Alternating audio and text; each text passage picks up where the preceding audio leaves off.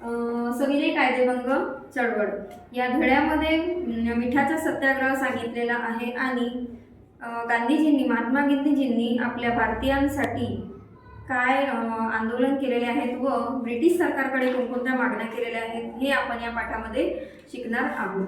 तर यामध्ये आपण पहिला मुद्दा घेणार आहोत की दांडी यात्रा मिठावरील कर म्हणजे होते टॅक्स.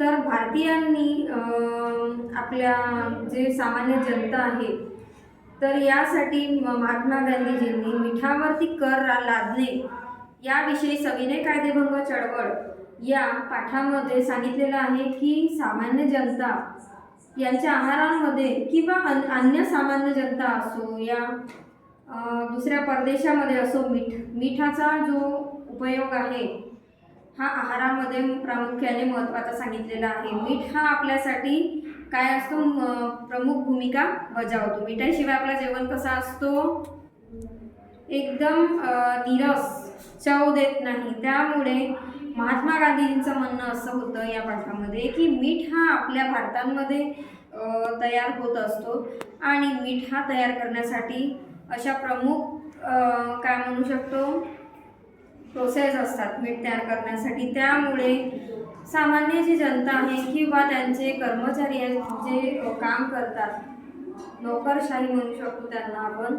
यांना खूप मेहनत करून हा मीठ तयार करावा लागतो आणि त्यामुळे मिठावरती तुम्ही कर लादू नका यासाठी इथे आंदोलन केलेलं आहे. काही महात्मा गांधीजींनी 78 सहकाऱ्यांसोबत हे आंदोलन केलेलं आहे. तर सर्वात पहिले मिठाचा सत्याग्रह सुरू करण्यात आला कारण की ब्रिटिश सरकारची अशी मागणी होती की मीठ बनत असेल तरीसुद्धा भारतीयांकडून काय घेण्यात यावे कर घेण्यात यावे म्हणजे पैसा घेण्यात यावा मीठ सोबत टॅक्स फ्री. तर त्यामुळे महात्मा गांधीजींना असं वाटले की हे भारतामध्येच बनत आहे भारतीय लोक याला तयार करत आहे त्यामुळे आम्ही कर देणार नाही. ब्रिटिश सरकारकडे त्यांनी विविध मागण्या घातल्या. त्यानंतर मागण्या ह्या पूर्ण नाही झाल्या. त्यामुळे महात्मा गांधीजींनी भारतीयांसोबत काय केलं ठरवलं की आपण आंदोलनासाठी बसायचं उपोषण करायचं आणि सत्याग्रह करायचा. त्यामुळे गुजरात या समुद्र किनाऱ्यावरील एक दांडी यात्रा सुरू करण्यात आली. काय करण्यात आली दांडी यात्रा. आणि त्यामुळे गुजरातमध्ये जो साबरमती आहे या जिल्ह्यामध्ये साबरमती जिल्ह्यामध्ये 12 मार्च 1930 रोजी 78 सहकारी हे साबरमतीमध्ये 385 किलोमीटर काय चालले पदयात्रा काढली त्यांनी आणि 5 एप्रिल 1930 मध्ये कुठून साबरमती ते दांडी यात्रा म्हणजे दांडी या गावी त्यांनी काय केली समुद्र किनाऱ्यावर दांडीमध्ये काय तयार होतो दांडी या ठिकाणामध्ये मीठ तयार होतो आणि साबरमती याच्यामध्ये जिल्ह्यामध्ये काय होते यामधनं सुरुवात करण्यात आली.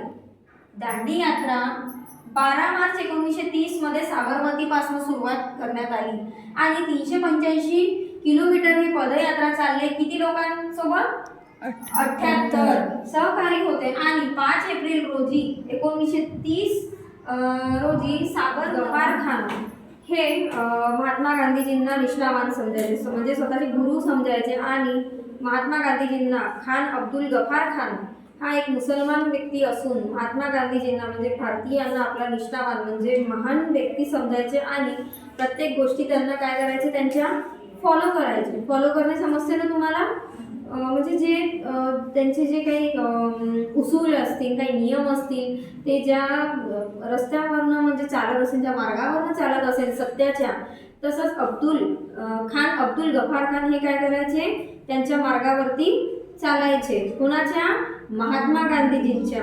आणि खुदा-ई खिदमतगार या संघटनेची काय केली त्यांनी स्थापना केली. कोणती संघटना होती खुदा-ई खिदमतगार. त्यानंतर 23 एप्रिल 1930 रोजी त्यांनी पेशावर येथे काय केलं सत्याग्रह केला. या अगोदर कुठे सत्याग्रह झाला होता मिठाचा साबरमती येथे झाला होता आणि कुठेपर्यंत झाला होता दांडी इथपर्यंत झाला होता. आणि जो खान अब्दुल हिम्मतगार या संघटनेची काय केली, खान अब्दुल गफार खान यांनी काय केली, स्थापना केली. सुमारे आठवडाभर पेशावर शहर यामध्ये काय सुरू होता, सत्याग्रह. एक दिवसाचा सत्याग्रह राहत नाही, 1 महिना असतो, 1 हप्ता राहू शकतो. त्यामुळे सत्याग्रहाच्या वेळी शहर हा काय होता, ताब्यामध्ये होता. सरकारने गढवाल पलटणीला सत्याग्रहावरती काय केली, गोळीबार करण्याचे आदेश दिले. कोणी, सरकार गढवाल यांनी काय केलं, पेशावर या शहरावरती आंदोलन सुरू असताना गोळीबार करण्याचा काय केला, आदेश दिला. फायरिंग करा म्हणे त्यांच्यावरती. परंतु गढवाल पलटणीचे अधिकार चंद्रसिंग ठाकूर यांनी गोळीबार करण्यास नकार दिला.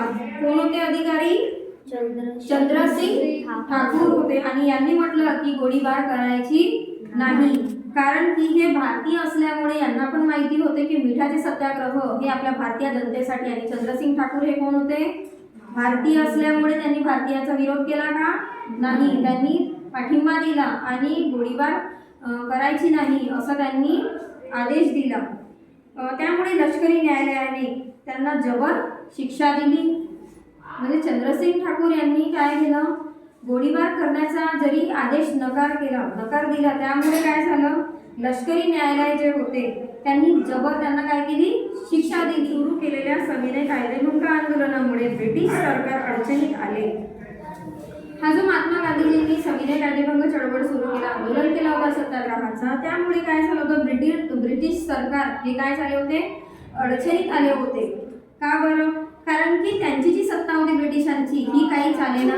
त्यावेळेस त्यांना माहिती होतं की जर भारतीय एकजूट झाले आणि काय म्हणतात या सत्याग्रहामध्ये जर पूर्ण म्हणजे इंडियन्स आले किंवा पूर्ण भारतीय समजा या आंदोलनामध्ये सामील झाले, तर ब्रिटिश सरकारची जी सत्ता होती, पॉवर होती, ही कशी मग कमी झाली असती, बरोबर आहे. त्यामुळे त्यांनी असं निर्णय म्हणजे अडचण वाटायला लागली. त्यामुळे त्यांनी निर्णय केलं की जो लष्करी न्यायालय होतं त्यामुळे त्यांनी भारतीयांना सपोर्ट नाही केला आणि चंद्रसिंग ठाकूर यांना काय केली, शिक्षा देण्याचं त्यांनी ठरवले. आणि म्हणून 4 मे 1930 रोजी गांधीजींना काय करण्यात आली, अटक करण्यात आली. 5 एप्रिल रोजी काय झालं, साबरमती येथे यांनी काय केलं, साबरमती यामध्ये काय म्हणू शकतो, दांडी यात्रा संपन्न करण्यात आली. ठीक आहे. पण त्यानंतर काय झालं, 4 मे 1930 रोजी गांधीजींना काय करण्यात आली, अटक करण्यात आली. देशभर दडपशाहीचे सत्र सुरू झाले. म्हणजे जो व्यक्ती आपल्यासाठी एवढा लढतो आणि त्याला अटक होणार, तर मग पूर्ण काय झाले होते, एकजूट झाले होते की आमचा माणूस आहे आणि आमच्यासाठी लढत आहे, मिठासाठी कर नाही घेतला पाहिजे. आणि ही सत्य गोष्ट आहे की आपली जी वस्तू असेल तर आपण त्या वस्तूबद्दल आपण दुसऱ्यांना पैसे द्यायचे का, नाही. मीठ हा भारतामध्ये बनतो आणि त्यामुळे भारतीयांनी ब्रिटिश सरकारला टॅक्स नाही दिला पाहिजे. त्यामुळे काय करत आहे, हा आंदोलन त्यांनी केला होता. आणि 4 मे रोजी महात्मा गांधीजींना काय झाली, अटक झाली. आणि देशभर काय झालं होतं, दडपशाही झाली होती. आणि त्यानंतर सोलापूरच्या सत्याग्रहाला सुरुवात झाली. सोलापूर येथील सत्याग्रहात गिरणी कामगार आघाडीवर होते त्यावेळेस. म्हणजे 4 मे रोजी जरी गांधीजींना अटक झाली तरी सुद्धा 6 मे म्हणजे 2 दिवसानंतर काय झाली, सोलापूरमध्ये गिरणी समजते तुम्हाला, फॅक्टरी, कपड्याची फॅक्टरी असते, ज्या फॅक्टरीज असतात त्यामध्ये गिरणी कामगार जे होते यांच्या आघाडीवरती सत्याग्रह सुरू झाला 6 मे रोजी. या प्रसंगी सोलापूरमध्ये मोठा मोर्चा काढण्यात आला होता. त्यावेळेस काय होतं, जे कामगार होते मुंबईमध्ये कपडे गिरणी म्हणा या कोणत्याही कंपनीजमध्ये म्हणा, काम जास्त करायचे त्यांच्याकडून आणि त्याबदले मोबदला काय करायचे, भारतीयांना ब्रिटिश लोक कमी द्यायचे, पैसा कमी द्यायचे आणि काम काय करायचे, जास्त राबवून घ्यायचे. त्यामुळे तत्कालीन कलेक्टरने मोर्चा गोळीबार करण्याचा आदेश दिला. सोलापूरमध्ये मग कलेक्टरनी काय रोल काढला, गोळीबार करा. यामध्ये शंकर शिवदारे कोण होते, शंकर शिवदारे अनेक स्वयंसेवक मृत्युमुखी पडले. स्वयंसेवक म्हणजे ते कोणत्या पोस्टवर नव्हते, परंतु त्यांच्या स्वइच्छेने त्या आंदोलनात काय झाले ते सत्याग्रहामध्ये गिरणी जो आघाडीवर जो त्यांनी हे केला होता सत्याग्रह सोलापूरमध्ये, त्यामध्ये जे देवधर होते यांच्यासोबत काही स्वयंसेवक होते, स्वइच्छेने सेवक करणारे होते, हे मृत्युमुखी पडले. परिणामी जनतेने पोलीस स्टेशन, रेल्वे स्टेशन, न्यायालयाने, म्युनिसिपल इमारती इत्यादींवर काय केले? हल्ले केले. ऑब्वियसली गोष्ट आहे, जर आपल्या गोष्टीसाठी जर सत्याग्रह होत असेल, चांगल्या गोष्टीसाठी, तर कलेक्टर जर काय म्हणतो विरोध करत असेल, गोळीबार करत असेल, त्यावेळेस सामान्य जनता ही एकत्र येते आणि पोलीस स्टेशन असो, रेल्वे स्टेशन असो, यामध्ये असा माहोल तयार होऊन होतो की नाही. आणि त्यावेळेस काय होतो, इमारतीवर हल्ले केले होते त्यावेळेस. आणि सरकारने मार्शल लॉ, म्हणजे मार्शल लॉ अंडरलाईन करायची आहे तुम्हाला. मार्शल लॉला काय म्हटलं जाते?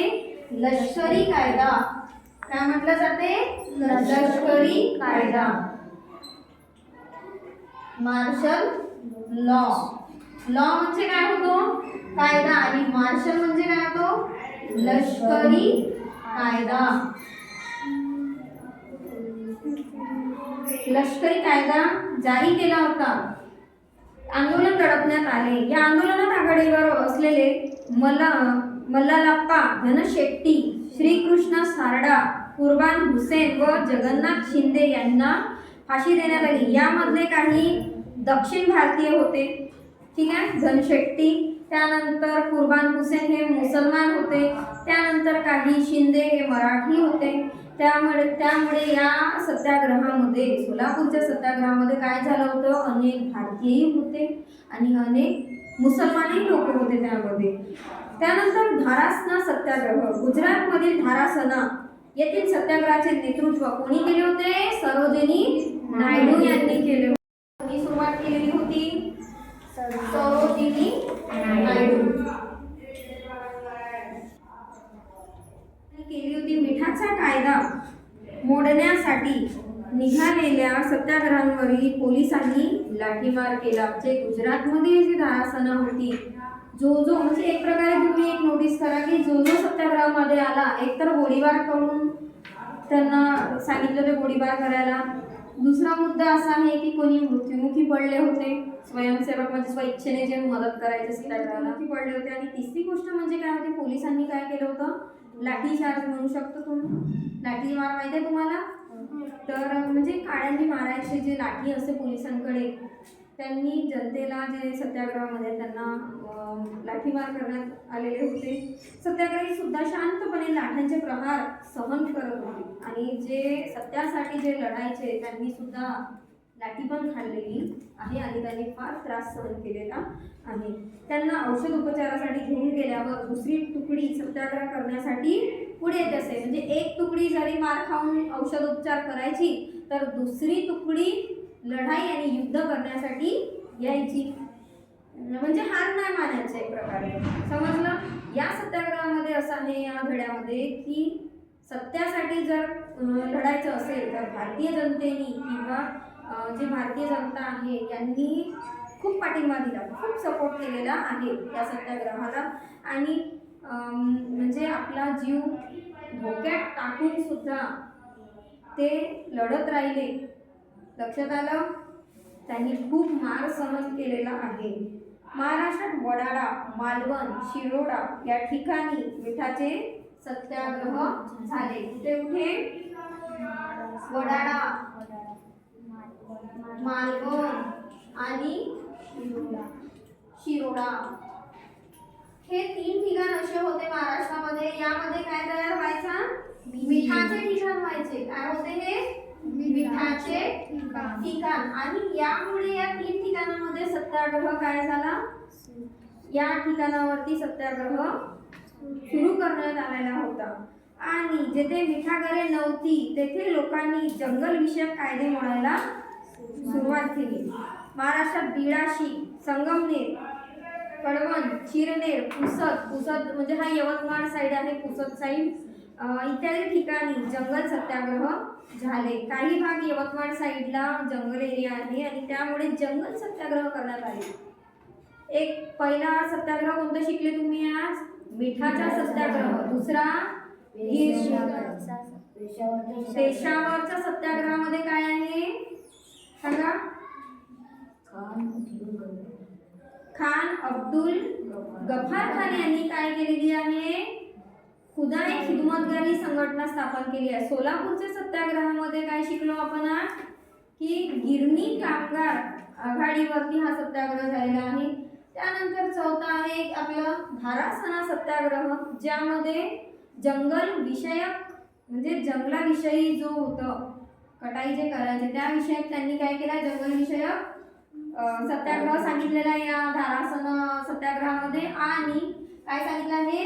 ह्या 3 ठिकाणी मिठाचे सत्याग्रह पण झालेले आहेत. आणि जो पुसद भाग आहे चिरनेर, कळवण, संगमनेर, बिळाशी या ठिकाणी काय झालेलं आहे? कोणकोणते हे झाले? जंगल सत्याग्रह झालेला आहे. बिळाशी, संगमनेर, कळवण, चिरनेर, पुसद या ठिकाणी कशाचा सत्याग्रह होता? जंगल सत्याग्रह.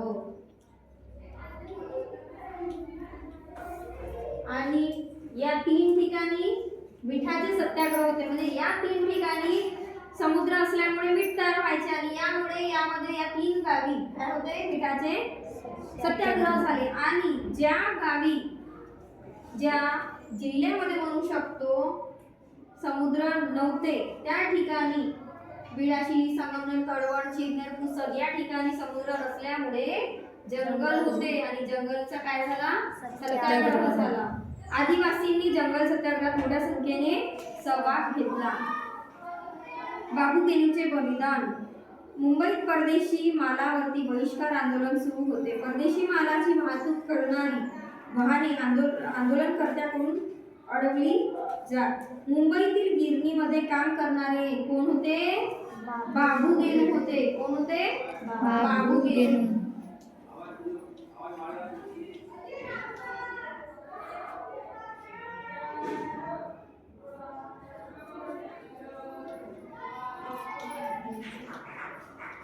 बाबू गेनू हे महाराष्ट्रामध्ये काय व्हायचे? कोण होते हे? कोण होते सांगा? गिरणीमध्ये काम करणारे, गिरणीमध्ये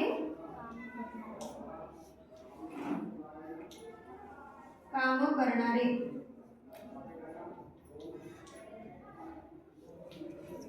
मुंबईमध्ये गिरणीमध्ये काय होते? काम करत होते. कोण? बाबू गेनू करायचे. त्यानंतर मुंबईत परदेशी मालावरती बहिष्कार आंदोलन सुरू करण्यात आले होते. कोणते आंदोलन होते हे? परदेशी मालावरती बहिष्कार जे टाकायचे त्याच्यावरती हा आंदोलन होता. परदेशी मालावर वाहतूक करणारी जी वाहने होती आंदोलनकर्त्यांकडून ती अडवली जात. त्यानंतर मुंबईमध्ये जे काम करत होते बाबू गेनू त्यामुळे या आंदोलनात आघाडीवर होते. पोलीस बंदोबस्तात परदेशी माल घेऊन जाणारा एक ट्रक बाबू गेनूच्या समोर आला. ट्रक अडवण्यासाठी ते रस्त्यावर आडवे पडले. पोलिसांनी धमकी देऊनही ते जागेही हल्ले नाही. म्हणजे आपला माल हा काय करायचा? कापड गिरण्यातून परदेशात पाठवायचे. त्यामुळे हे कोणाच्या लक्षात आले? बाबू गेनूच्या लक्षात आले आणि पोलिसांनी काय केली? त्यांना धमकी दिली. ते गाडीच्या समोर आले, सांगूनही ते बाबू गेनू हटले नाही आणि त्यामुळे ते अखेरीस ट्रक त्यांच्या अंगावरून गेलं. या बाबू गेनूच्या हौतात्म्य प्राप्त झाले. म्हणजे जी त्यांना डेअरिंग होती, त्यांच्यामध्ये हौतात्म्य होतं, डेअरिंग होती, आत्मविश्वास होता, त्यामुळे ते हटले नाही आणि त्यामुळे त्यांचा प्राण त्यांनी गमावला. बाबू गेनूचे हे बलिदान राष्ट्रीय चळवळीला प्रेरणादायी ठरले.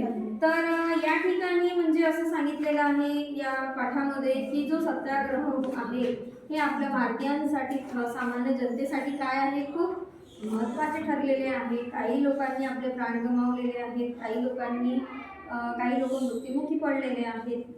लक्षात आले इथपर्यंत तुम्हाला?